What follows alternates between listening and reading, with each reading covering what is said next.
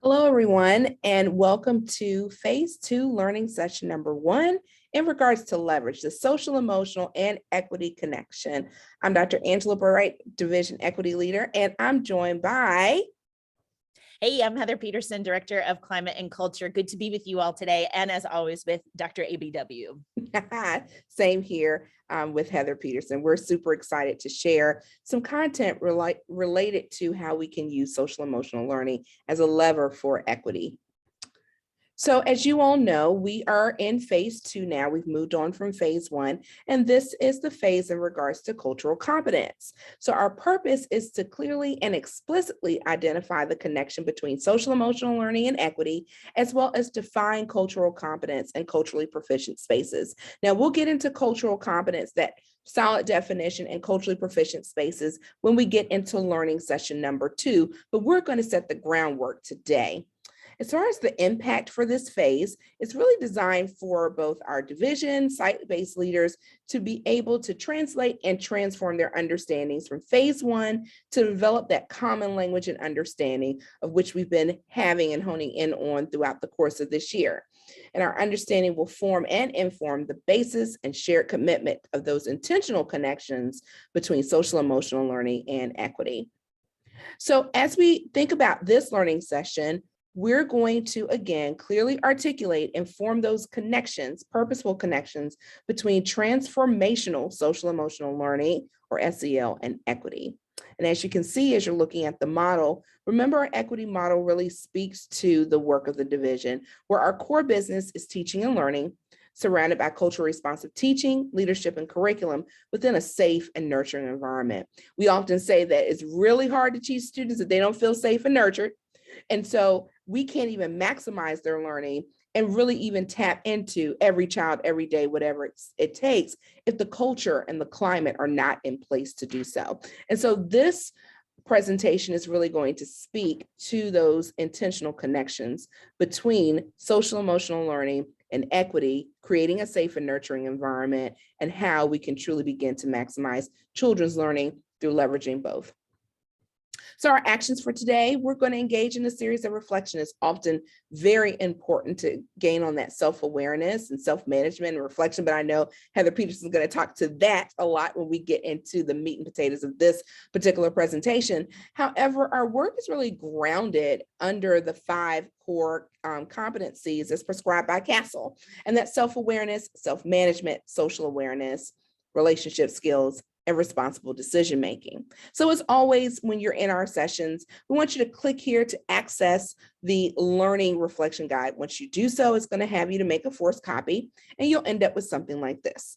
So this will give you the opportunity, if you're watching this on your own, or hopefully with a partner or a small group, that you'll have the opportunity then to begin to think about how your role really translates into this transformational social emotional learning piece, as well as equity, and making it a priority with your word and walk in our school division.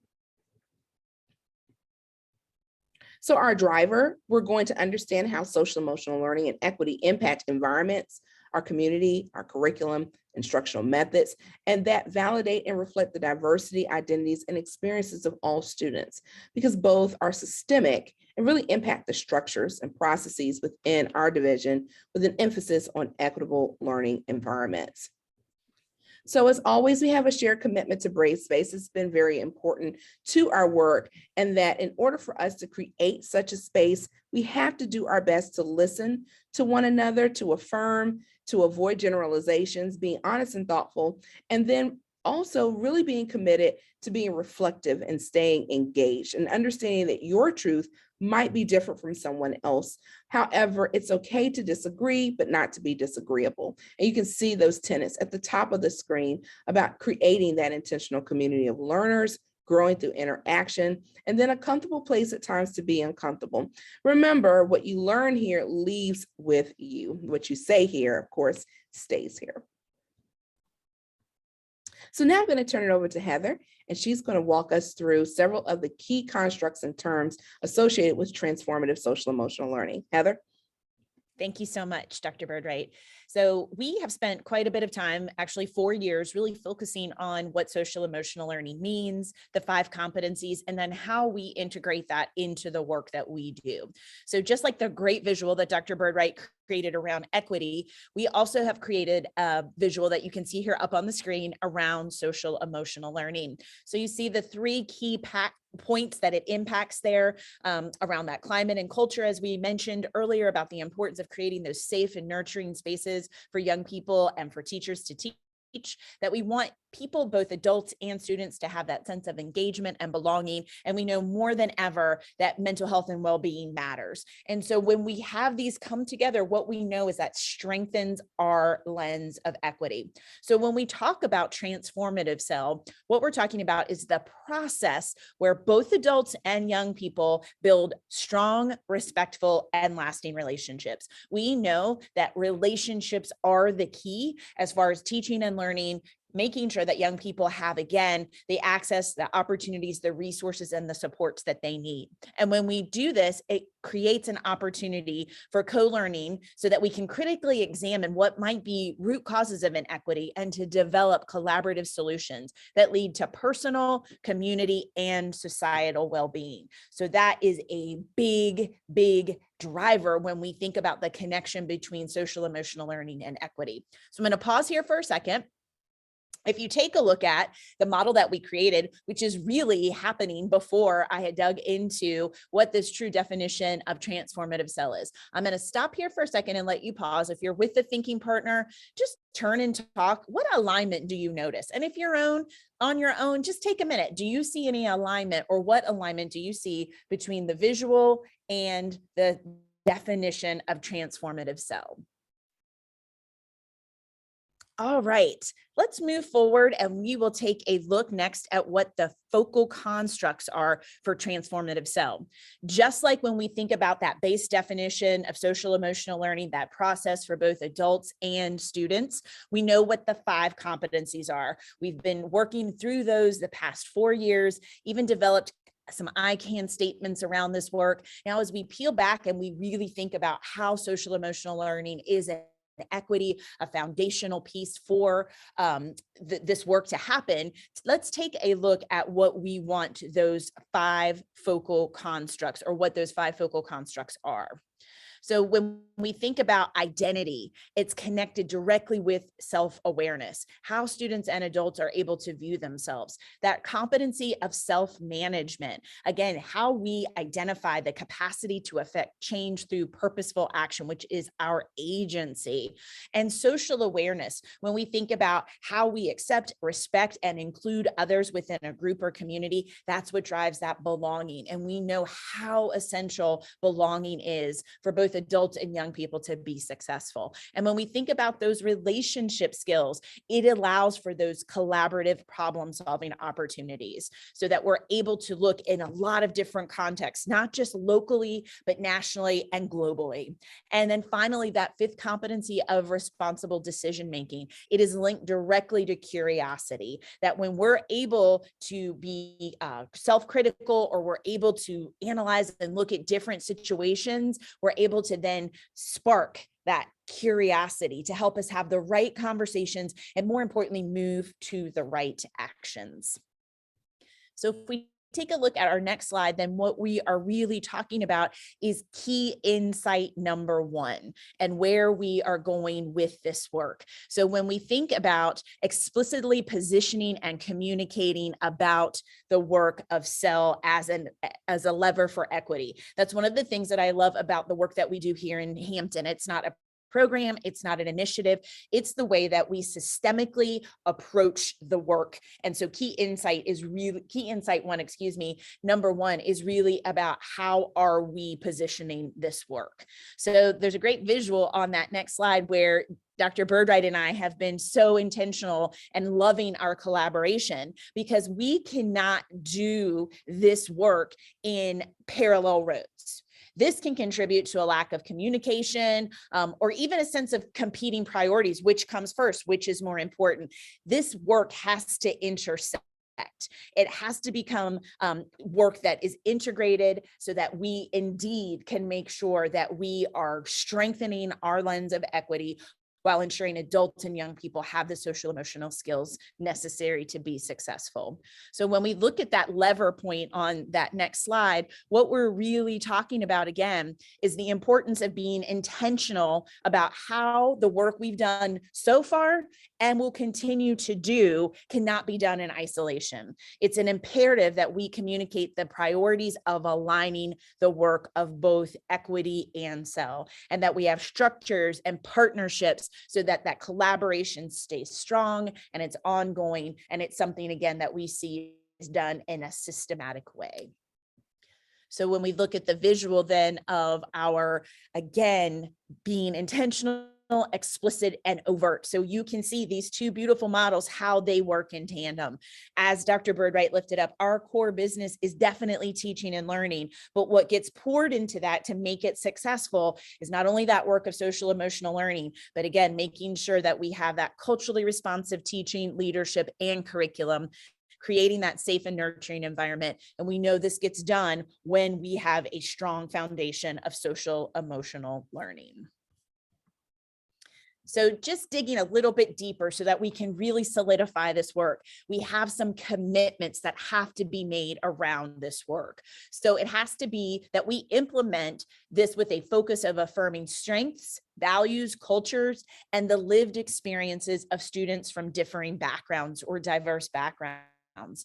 SEL has to be a strategy for systemic improvement, not an intervention for at-risk students. That's one of the things that I love about our work in Hampton. This is a tier 1 approach. Certainly we put other interventions in for students who may need them at tier 2 and tier 3, but all students and all adults are exposed to the importance and the strategies that are related to this work. And it's a way that we want to make sure we're promoting agency, civic engagement, helping students understand they can and do make a difference in their own community, but that has to start by ensuring that we are lifting up student voice, and we have to be committed to that. This can't be something done to young people. It has to be done with and in collaboration, and that adults, that we're supporting the adult SEL and strengthening practices that promote equity, taking times like this to carve out professional learning where we're actually in spaces where we can be reflective. And districts have to engage our families and community as partners in this work. When we think about their development, their social emotional development, and how they contribute to that of our students and our staff here in the division. So this is a point where we're going to stop and pause. In your reflection guide, you have an opportunity to do a jot and talk. So for those of you that need processing time, we want to give you a couple moments to reflect and process. And then would love if you would talk with a partner about how do we elevate a strength-based and culturally responsive understanding of social emotional learning across aligned programs, practices, policies, initiatives, frameworks, and professional learning, as well as our assessments. So that's a big question there. So we're going to pause right here, give you a moment, process that, jot down some ideas or bullets, and then have a moment, if you're with a partner or group, to turn and talk and share what your reflection is.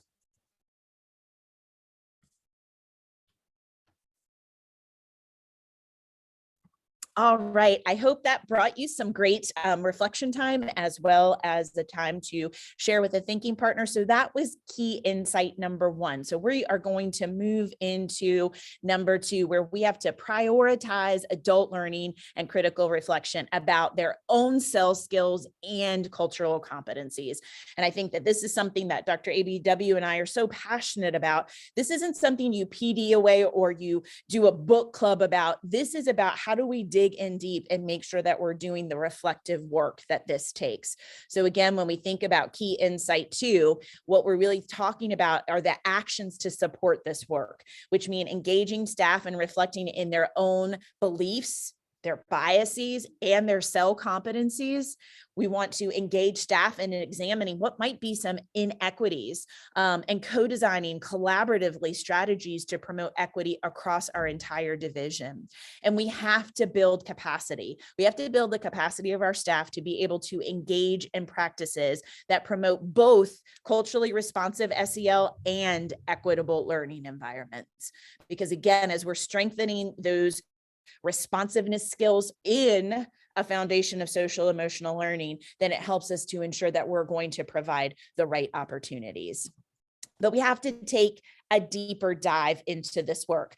At surface, it may appear to be one thing, but when we really think about the SEL competencies, so again, we all know the big five now, we've been living with those, or if you're newer to our division, you've been exposed to those, but now we want to elaborate on those competencies and see the impact when it comes to equity.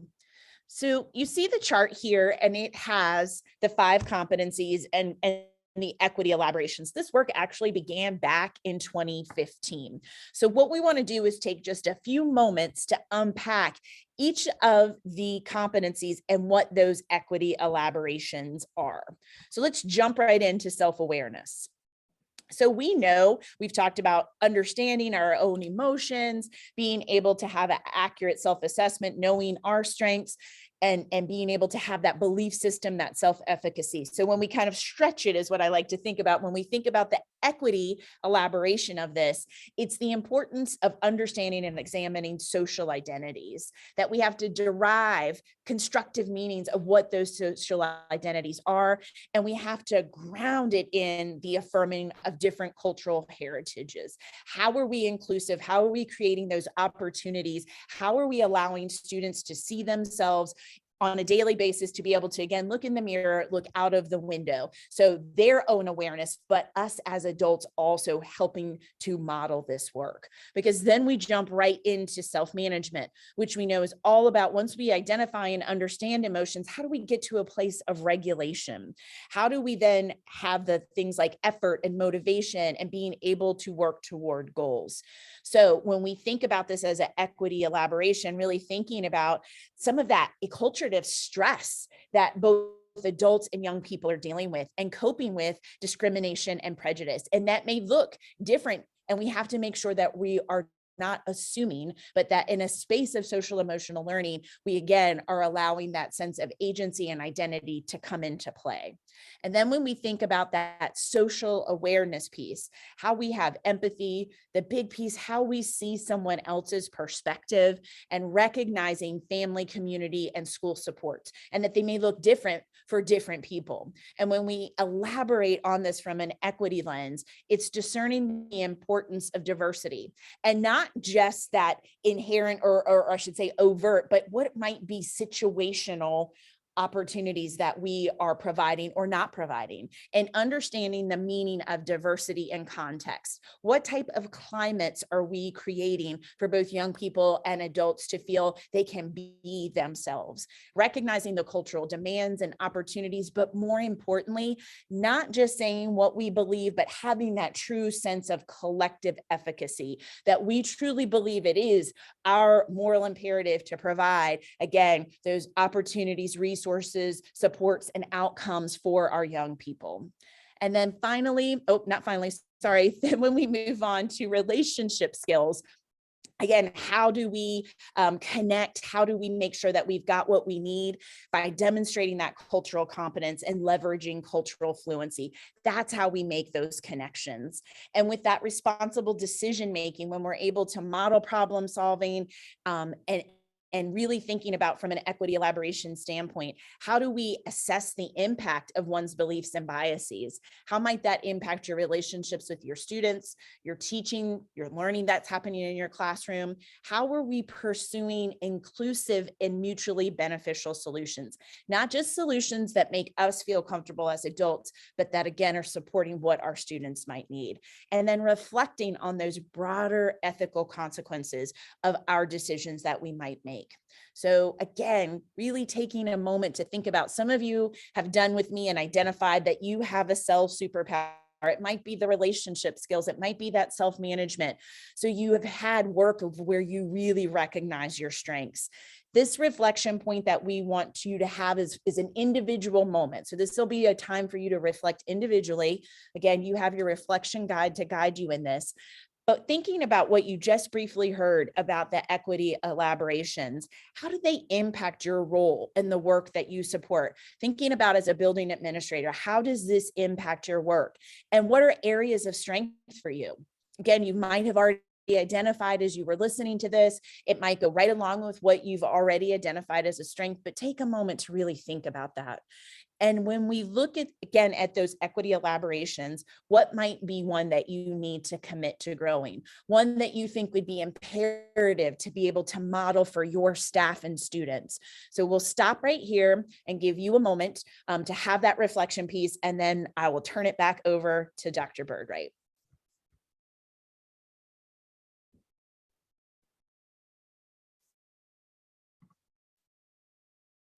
Thank you so much, Heather, and welcome back, everyone, from what we hope was a good time to reflect on what is your superpower and how can you apply that from the leadership lens, and then how can that help to advance the work and where you sit.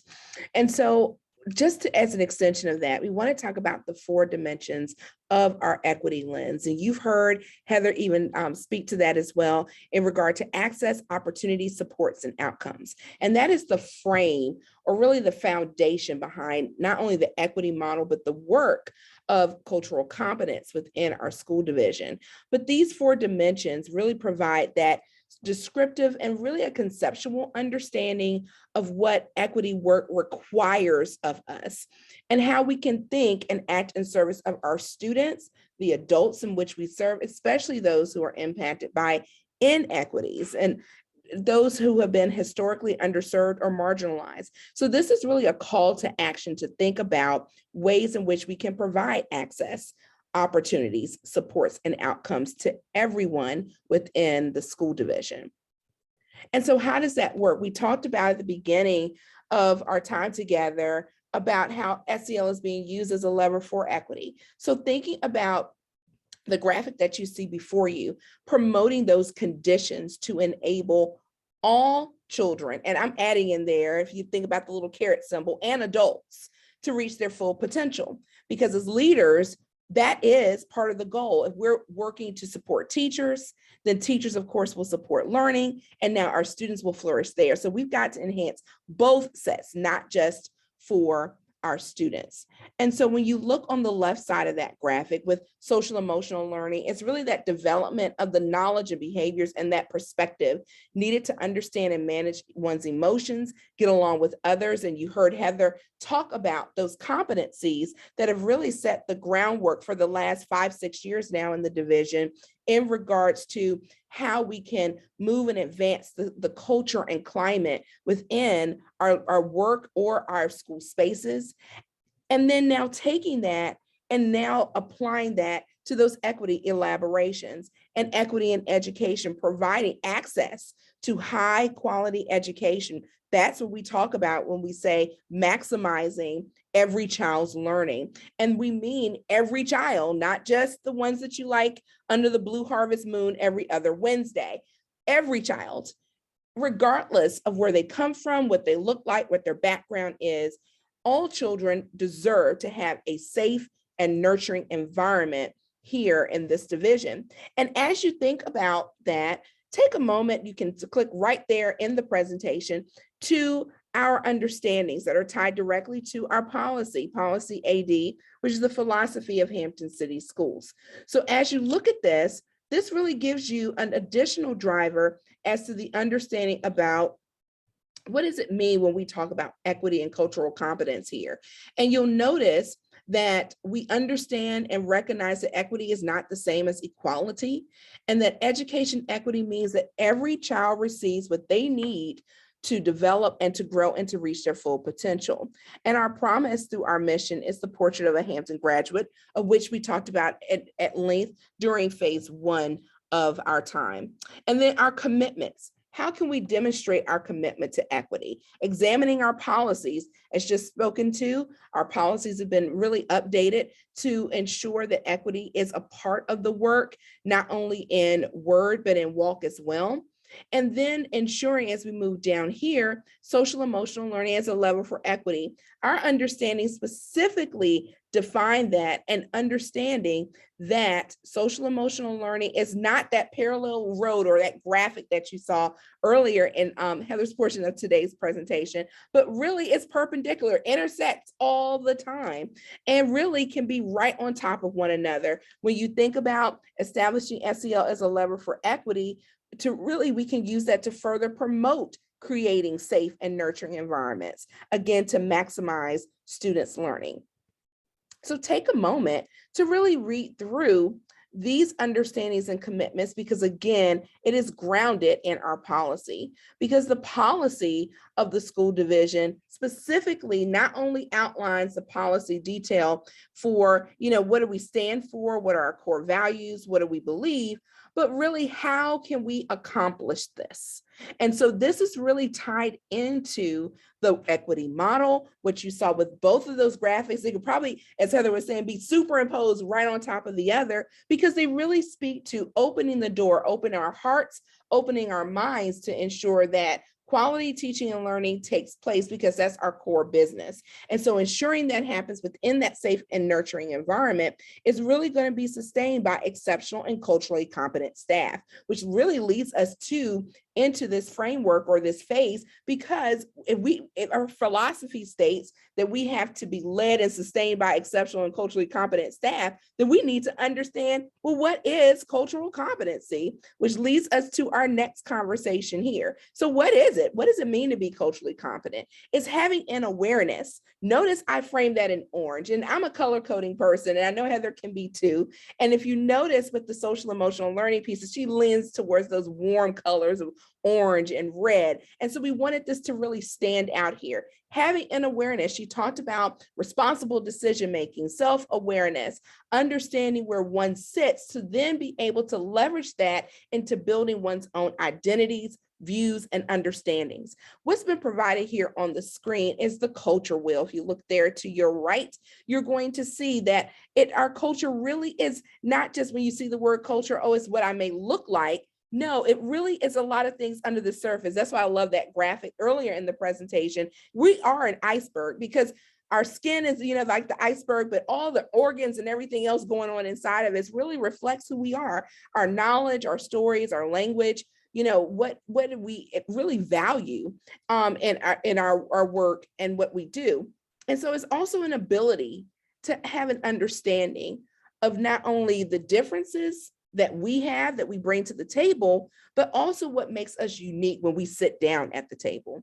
In our schools, and again, tying back to the strategic plan, you heard Heather speak to that earlier as well, and that is really having an understanding. All of our work, social emotional learning, equity, cultural competence, is directly tied to not only the mission, the vision, the core values of the school division, but also deeply embedded within the strategic plan and our policies. So as you look in our schools, it also encompasses understanding and appreciating diversity and making a conscious effort to avoid judgment based on any biases, stereotypes, or a lack of accurate information. And you can find that on page 9 of the strategic plan.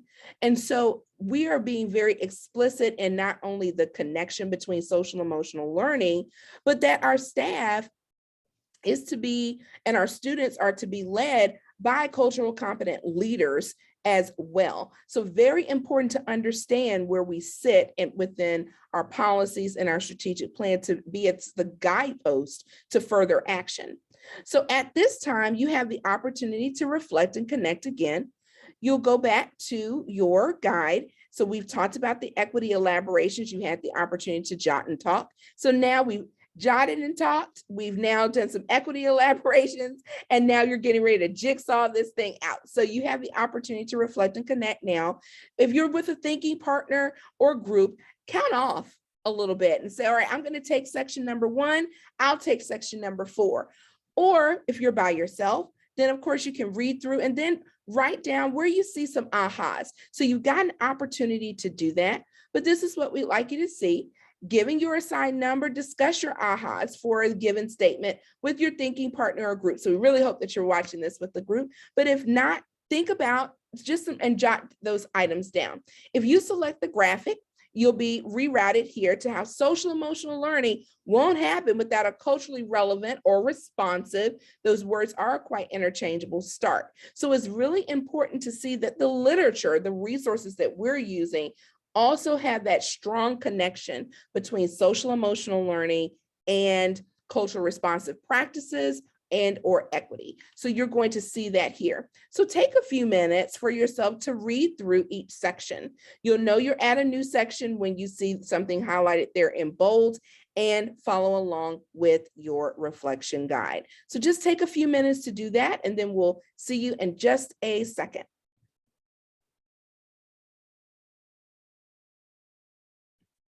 All right, welcome back. Hopefully you had a great opportunity to really see what some of those ahas were from the jigsaw activity.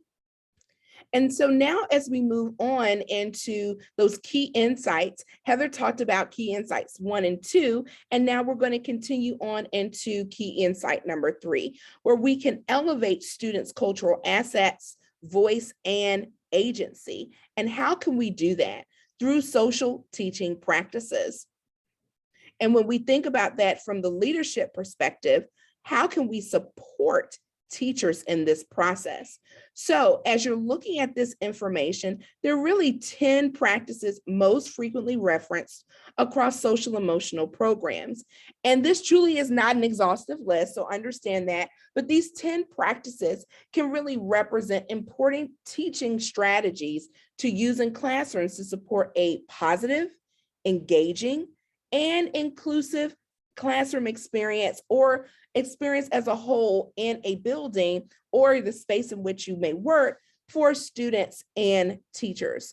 So take a moment to look at those here that have been provided. So you've got social teaching practices.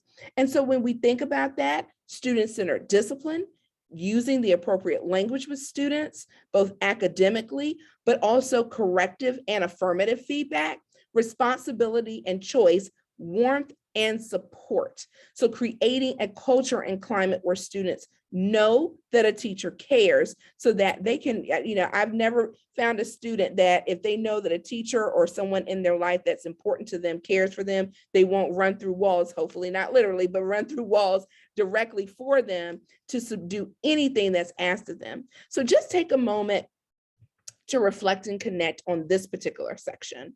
Discuss with your thinking partner or group, or just to reflect on your own. What can you identify as a glow? What's happening well from the social teaching practices that you see here on your screen, and a grow for your area of oversight? So we'll pause here. This will be a good time to pause the video so that you can reflect and connect in this way, and then we'll keep moving.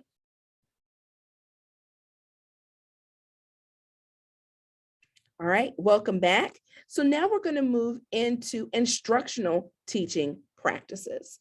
And why is that so important? Because when we have the social structures in place, then we can really engage in those instructional practices that can advance students' understanding, because we're teaching more than content. I think that's very important. And we're leading more than content. It's more to be an instructional leader than saying, oh my goodness, let's make sure the math and the science and the social studies are in place. But what's happening in the building in regards to cooperative learning? How are students engaging in discourse? What are the ways that students and teachers can engage in self-assessment, reflection, balanced instructional practices, and then really having that academic press? You may have heard that as productive struggle. Those words are a little bit interchangeable there. And then building competence and building capacity. So it's the work that we do extends well beyond the reading, writing, and arithmetic people used to say for years ago. It really is developing students and teachers holistically and growing and building their capacity such that we can engage well, that we do make responsible decisions, that we can self-manage, and we can do that through the social structures that are in place that truly do impact the instructional practices that have to take place in a building each and every day. And so now this is another time to reflect and connect. So you talked about or thought about the social teaching practices. So now what about the instructional side of the house as well? So discuss with your thinking partner or group, what can you identify as a glow? What's a glow for you right now? And then think about a grow for your area of oversight. Now, one thing to keep in mind that as we move into learning session 2, we will dig even farther into the social and instructional practices. So this is kind of setting the tone for where we're going to head next when we get to that learning session.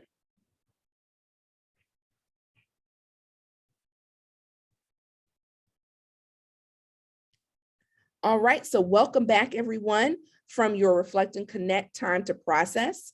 And so, as always, we're going to wrap up here now and talk about our self-paced work. So you have the opportunity, again, to understand that this work is to build the groundwork to be translating and to transform our understandings from the pre-competence phase into cultural competence. We've worked really hard to help develop a common language and understanding, and now really solidifying those leverage points between cultural competence and social emotional learning. And so again, this phase is divided into 2 learning sessions. So this is learning session 1, and our next learning session, we're going to define and to begin to own, what does it mean when we talk about cultural competence? So prior to our next session, please make sure that you've completed your self-paced work. When you select the link, it's going to take you right on over, and then you will submit your information. And of course, you will earn an hour and a half, 1 hour for the presentation, and then for a half an hour to complete your self-paced work. I'm going to have Heather unmute herself as well. As always, such a great pleasure to present with her at any time to see if she has any last things to share with anyone. Just again, thank you all so much for your time. And as leaders, your role in modeling this work and lifting up this work is always so important, taking care of your own social emotional needs and growing those skills, because we don't ever stop growing those skills. And I hope that you've seen the explicit connections and why this work is so important, both equity and SEL. And again, as we said, how they are merging and in that intersection. And you all play such a key role in making sure that that intersection is strong and creating the environment that we want to support both adults and students. Well, thank you so much. As always, we thank you for your time, and we certainly thank you for your energy today. Thanks so much, everybody. Bye-bye. Thanks.